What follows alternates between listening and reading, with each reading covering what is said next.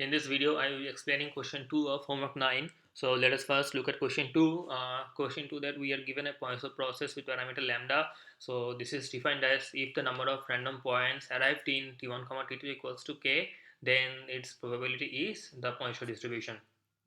So depending on this, we define a new stochastic process x of t, which is equals to 2 if n is odd in 0 comma t, or minus 2 if n is even in 0 comma t. So first we need to draw a couple of samples. So let us look at the solution. So as we see, this is a sample chart.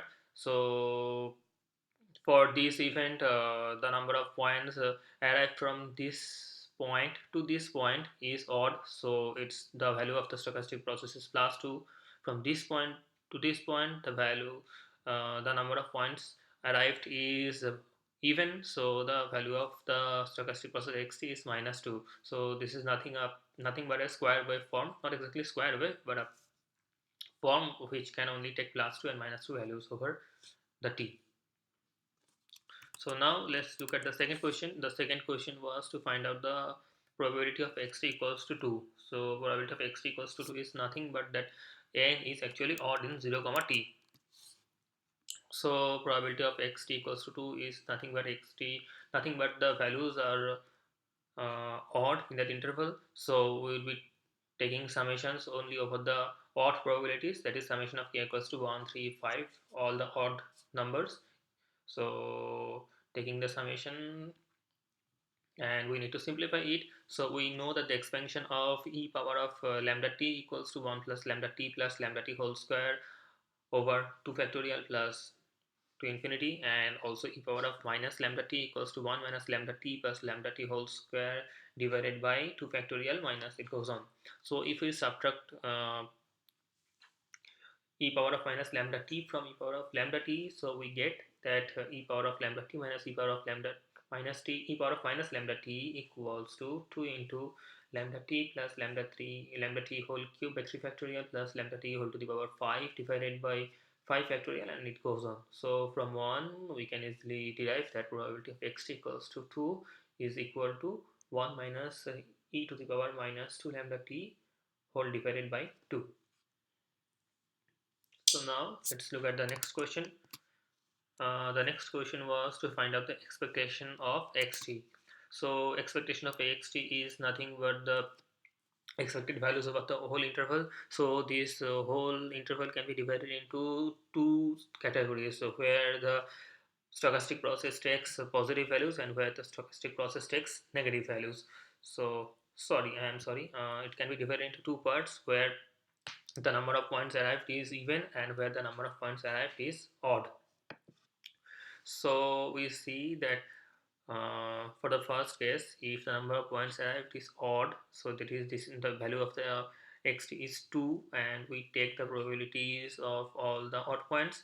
And if the number of points arrived is even, so we see that the value of the stochastic process is minus 2, that what we put here, and that's why the minus sign is here. And we take the summation of the probabilities over the even occurrences. So simplifying, we get that 2 into e power of minus lambda t whole multiplied by minus 1 plus lambda t plus, again this goes on for infinite series. This is nothing but the expansion of minus of e to the power minus lambda t. So we putting this value, we get that the expectation of xt equals to minus 2 into e to the power minus 2 lambda t. So that's the answer for expectation of xt. Now let us find out the autocorrelation of xt. So the autocorrelation of xt can be written down as rt1, t2 equals to expectation of xt1 to xt2.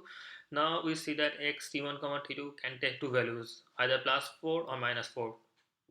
So when it takes value plus 4, it can take the value plus 4 when both xt1 and t2 are minus 2 or plus 2. That means the number of points arrived in 0, t1 and 0, t2 are both even or both odd.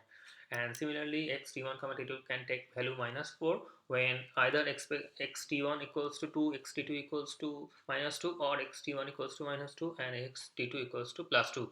So that means the number of points arrived in 0, t1 is odd and number of points arrived in 0, t2 is even, or the vice versa. So Now suppose T2 is greater than T1.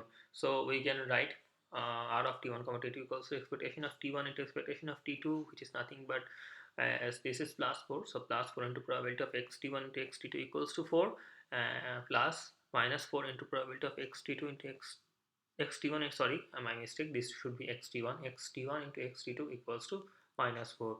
So this can be only plus 4 when the number of points in t1 comma t2 is even, and this can only be minus 4 if the number of points in t1 comma t2 is odd. So putting the values for this as we have calculated previously, we get that the autocorrelation of t1 autocorrelation of xt is 4 into e to the power minus 2 lambda into t2 minus t1. And so as we see, the autocorrelation r of xt only depends on t2 minus t1, so this is also a wide sense stationary stochastic process. So yep, that's all for question 2. Thank you.